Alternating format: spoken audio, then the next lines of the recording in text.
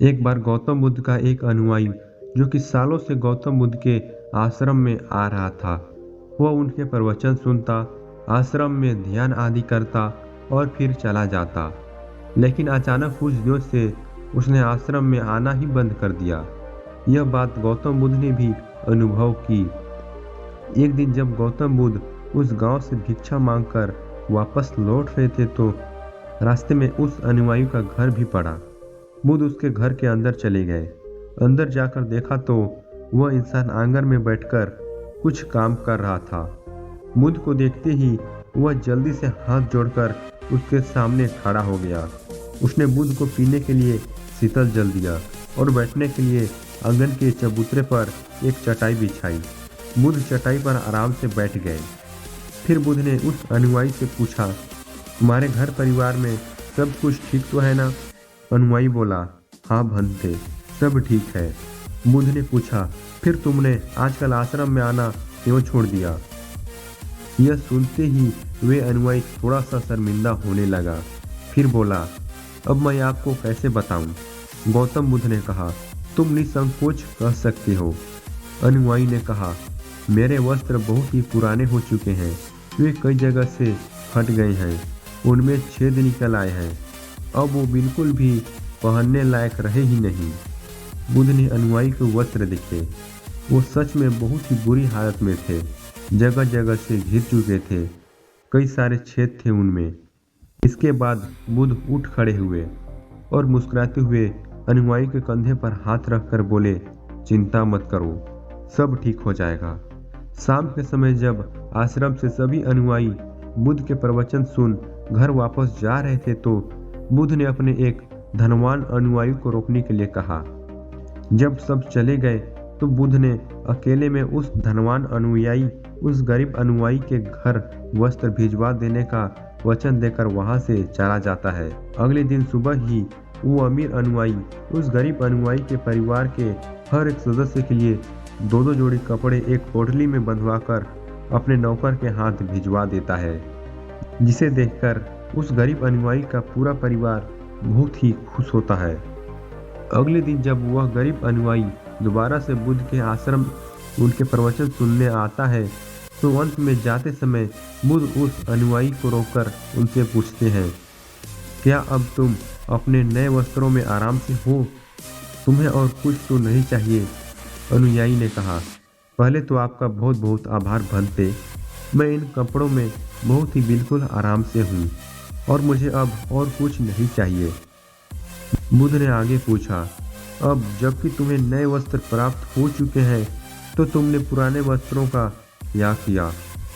अनुयायी ने कहा, हमारा परिवार अब से उन्हें बिस्तर में बिछाने और ओढ़ने के काम में लाएगा। अब हम उन्हें ओढ़ने की तरह उपयोग में लाएंगे। बुद्ध ने कहा, फिर तुमने पुरानी ओढ़नी का क्या किया? अनुयायी ने कहा, बुद्ध, मैंने उसे अपने घर की खिड़कियों में पर्दे की तरह लगा दिया है। बुद्ध ने कहा, तो क्या तुमने अपने पुराने पर्दे फेंक दिए? अनुयायी बोला, नहीं भंते, अब मैं उन पर्दों के छोटे छोटे टुकड़े करके उनका उपयोग रसोई में गर्म बर्तनों उतारने और पकड़ने के लिए कर रहा हूँ। बुद्ध ने पूछा, तो फिर तुमने रसोई के पुराने कपड़ों का क्या किया? अनुयायी ने कहा, अब मैं उनका उपयोग घर में पोछा लगाने के लिए करूँगा। बुद्ध ने कहा, तो फिर तुम्हारे पुराने पोछे का क्या हुआ? अनुयायी ने कहा, बुद्ध, वो पुराना पोछा इतना तार तार हो चुका था कि अब उसका कुछ भी नहीं किया जा सकता था, इसलिए मैंने उसको अच्छे से एक एक धागा अलग कर दिए, अलग करके उसकी बाती बना ली। उन्हीं में से कुछ बाती मैंने आश्रम में दान कर दिए हैं, जो अब आज रात से आपके कक्ष में प्रकाशित होगी। यह अनुयायी से संतुष्ट हो गए। वे इस बात से बहुत खुश थे कि उनका शिष्य वस्तुओं को बर्बाद नहीं करता, बल्कि उनका सही से उपयोग करना जानता है। गौतम बुद्ध हमेशा अपने शिष्यों को बहुत ही कम चीज़ों के साथ जीवन निर्वाह करने की शिक्षा देते हैं।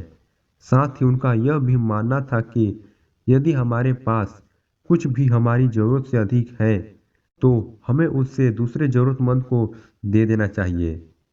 काश हमारी आज की जनरेशन भी बुद्ध का यह संदेश समझ पाए। आज लगभग हर इंसान अपनी जरूरत से अधिक चीजें खरीद रहा है, केवल लोगों की देखा देखी में और दूसरों को स्विच ऑफ करने के चक्कर में।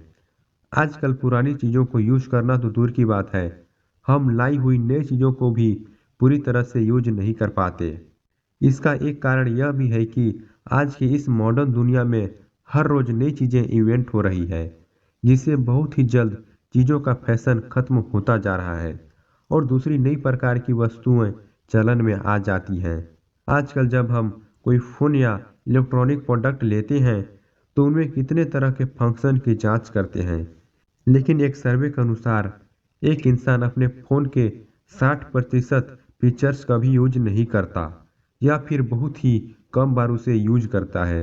यानी कि अगर वो फीचर्स ना भी होते तब भी उस इंसान का काम रुकने वाला नहीं था। पर ये तो है चीज़ों की बात, लेकिन समझदारी से यूज करने की सबसे ज़्यादा ज़रूरत हमारे प्राकृतिक संसाधनों जैसे पेट्रोलियम, नेचुरल गैस और कुछ बहुत ही महत्वपूर्ण चीज़ें जैसे पानी और बिजली को है। आज जब प्राकृतिक संसाधन दिन प्रतिदिन खत्म होते जा रहे हैं, तो ऐसे में हमें भी पूरा प्रयास करना चाहिए कि चीज़ें कम से कम बर्बाद करें और अपने छोटे छोटे प्रयत्नों से इस पृथ्वी को सुरक्षित बनाकर रखें। तो वीडियो को यहीं पर समाप्त करते हैं। अगर आप लोगों को वीडियो थोड़ा सा भी पसंद आया होगा तो वीडियो को इमीडिएटली लाइक कर दें और चैनल को प्लीज़ सब्सक्राइब कर लें। मिलते हैं कोई ऐसे नेक्स्ट वीडियो में, तब तक के लिए नमो बुद्धाय।